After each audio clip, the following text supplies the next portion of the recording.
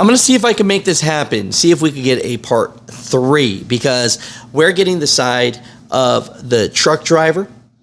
And then we're getting the side of the tow truck owner. And so I'm going to try and work something out where we get the side of both of them on the show at the same time.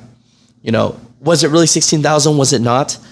Right. Let's get into today's video, though, and let's get the side of the tow truck owner and what he says. What's going on, Mutha Truckers? Welcome to Mutha Trucker News. Email us at muthatruckernews@gmail.com.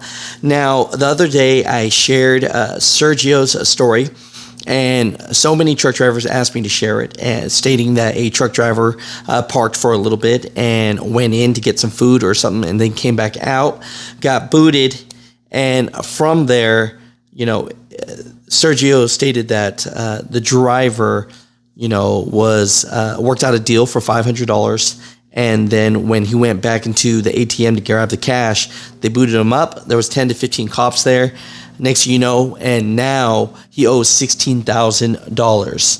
The owner of the tow truck company reached out to us at Mutha Trucker News, and so we want to say his side of the story. He's saying that what Sergio is saying is not true, that he actually did not charge $16,000, and that he actually only charged $10,000. And he talks about how this happened. And the part of it that is interesting is he says that no, the driver was there around 4 something. He snapped a picture of it, and then later that night got a phone call from the business owner, so came back. So he has a picture from the evening and then one at night. So that picture, if that is the same truck, which it looks like from the images, would mean that the driver was there for a while. Now, $16,000 would be a lot of money. The tow truck owner did state that, where is the invoice for $16,000 if he did get charged that? Right. So, Mutha Truckers, let's get into this. I thought it'd be fair to have the tow truck owner on the show, because at the end of the day, Mutha Trucker News is about spreading the truth, and we just want to keep it fair. The first thing I want to do is,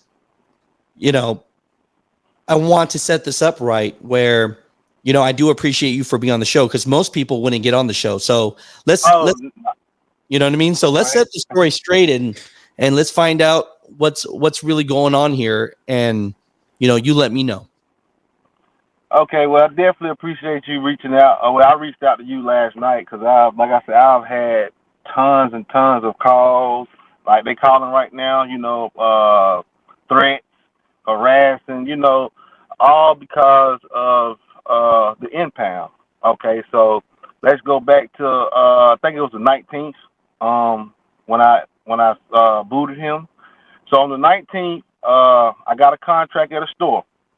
So at this property, he don't want nobody parking there unless you inside of the store or you inside of the restaurant. Just because I have got truck drivers just back there changing their oil, dumping it straight on the ground, changing tires, throwing it against his building, and the city has came out and fined him because of all the trash or whatever the case may be. So he hired me about 5 years ago to patrol the property. So that day I was on my way home. I seen his truck parked there at 4:30. I took a picture of it. I got the picture. Well, I took it at 4:30. I went home. Once I got home, I got settled in or whatever the case may be. I get a call about 8:30. Hey, why is this truck still on my property? I'm like, what truck are you talking about? So he called the color out. I said, yeah, I got a picture of the truck at 4:30. So, of course, now I got to come back out to do my job. So I comes back out, I boots him. I explained to him that he has a boot on his truck. So he first, let me back it up. My guy booted him about 8:30. I pulled up like 10 minutes later. Once I got on scene, I talked to the driver. I let him know, hey, man, you got a boot. But before I got there, he offered my guy $40 to pay my guy $40 for the boot. That's unacceptable. So once I got on scene, my guy don't make the prices. He can't say yeah or nay. So once I got on scene, I advised him of the price. I advised him his bill is $17.50 per boot. There's 2 boots on the truck. I advised to him that it's 20% for anything other than cash. So he tells me he's not going to pay nothing. I say, well, if you don't pay nothing, I will have to impound it. So he say, I'm not getting out my truck. I say, well, it'd probably be best if you call the police, get the police out here, so that way you would know that the business is not a scam, anything like that. So he calls his dispatch guy, whoever that may have been. It might have been his nephew. I don't really know. But the guy that he called talked great English. His English was always up to par. So as he was talking to him, I'm advising to the dispatch guy, hey man, I got it booted. You got about an hour to make the payment, or we're gonna have to haul it off the property. The dispatch guy tell me, excuse my language, they're not paying for nothing. Good luck. Okay, I know, everybody's, on that side of the booting part is mad. Okay, fine. So I sit around for like another hour, just trying to let everybody cool down. I approach the driver again an hour later. Hey, we got to have to do something about the boot. Is either you going to pay or I got to get it off the property. We can't be out here all night. So he's tell me again, he's not paying nothing. He's not getting out of his truck. I say, okay. I wait maybe another hour. I say, hey, man, do you mind calling your dispatch guy back just in case that you don't understand what I'm saying? By this time, he calls back. I get the phone. I'm talking to the dispatch guy now personally. I say, hey, man, the first time I was on speakerphone. So I'm talking to him now personally. I say, hey, man, the police is out here. They are telling him that either he's got to pay the bill or they got to get it off the property. I say, the bill is this, $17.50 per boot, 20% for anything other than cash. He tell me again, we're not paying nothing. What he's not paying nothing. Good luck. I say, okay, so let me advise you. Now, because you done told your driver or whoever, you done told Francisco not to get out of the truck. So I tell Francisco and the dispatch guy, I say, look, if I call for the big truck to come out, I have to charge you per hour, per man, per truck. Dispatch guy say, we're not paying anything. Once again, I say, okay. So I get out, I give him his phone back. I get out, I walk off. I call for the big truck. Now, by this time, I've been out there probably about 2.5 hours, probably.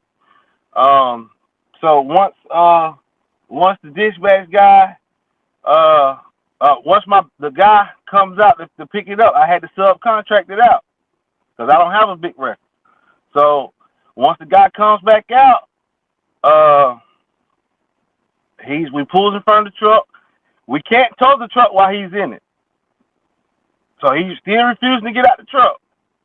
So I got on the phone again. I called the dispatch from his phone again. I tell him, the big truck is on scene. Now, you have instructed him not to get out the car, the truck. I got to charge you per hour, per truck as we sit here. He tells me, I'm not getting out the truck. I'm staying with my truck. I say, that's fine. But I'm going to charge you for every hour that we sit out here. So we sat out there additional another probably 4.5 hours. So once the police came back out, we talking about 10 to 15 hours. 10 to 15 police. Give me 1 second. I advised to him again. So the police now is involved. So now the police talk to the dispatch guy. The police tell him, hey, man, we got to get this scene figured out. You telling the driver to stay in the truck. The tow truck got me telling you that I'm going to charge you per hour, per truck, per man that's out here to assist with the situation. So I don't know what he told the police, but evidently he didn't tell he didn't get out the truck. So we sat there another hour. So now we had to call to get somebody, a sergeant out there, and a captain and a sergeant out there that night. So we had to get somebody up the food chain because the officer that was there, they wasn't familiar with the ordinance and how do, cause it's a gray area where, you know, the law and then the ordinance or whatever.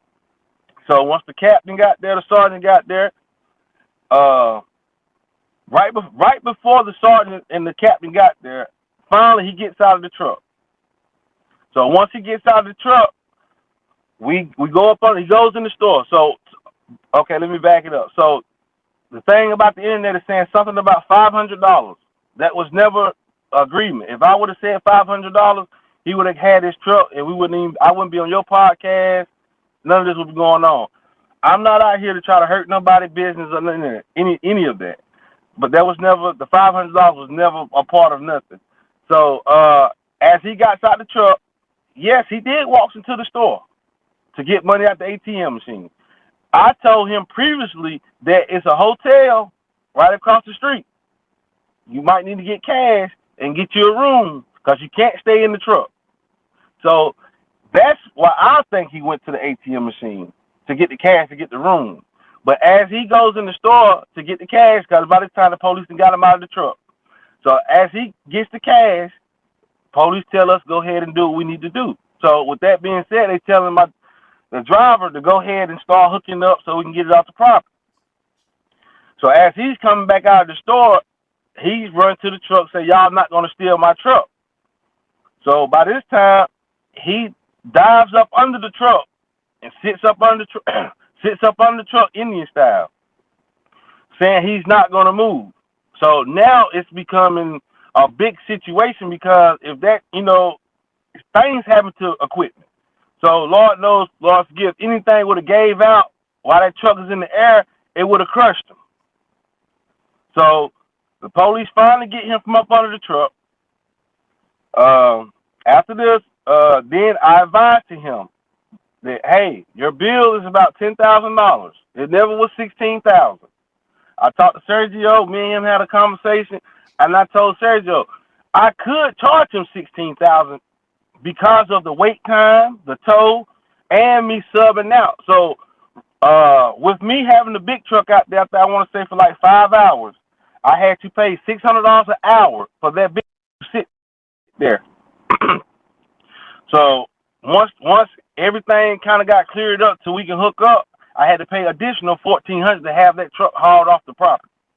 So he not only cost himself, but he costed me just because I told him within the initial. What I was trying to figure out. So Sergio, the one that's posting this video that everybody's seeing, right? Right. So after all this is done with, he still gets on videos after this and says that you were charging him $16,000, or do you think he was confused about that? Or, you know, I'm not here to put words in anyone's mouth, but he sounds very confident. Right. So that's why I reached out to Sergio myself to try to get, because like I told Sergio, I say, Sergio, can you show me proof, invoice or any kind of proof with my name attached to it showing $16,000 beside it? He told me no. So like I told him previous in the conversation, I said I could charge up to $16,000 due to the wait time and all the records was on scene, all the people was out there. I could charge that. My signs has, through the state of North Carolina, you have to have a minimum and a maximum of what you can charge.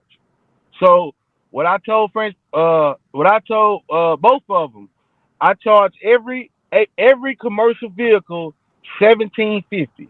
So a lot of people has been calling me like, why you couldn't charge $500? I say the reason why I couldn't charge $500 because I'm gonna say within this year I probably got 5 or 6 trucks from that property, right?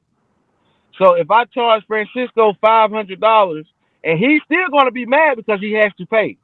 So if he get online and say, hey man, this guy charged me $500 for a boot. This is great shit. Okay, so the next truck driver see that, man, he just got me a month ago, 2 months ago, and he charged me $1,750 a unit. Oh no, that's not right. So I try to play it fair with every property. That's not my only property, but with every property I got on commercial, we start at $1,750. per boot, because that's I feel like that's, that's down the line, to play it fair with everybody. Would you like to let all the truck drivers know? Because I'm going to post this video and I'm going to let them know that this is, because I'm just so, I wonder why Sergio, right after having this conversation with you, would go out and make a video about this.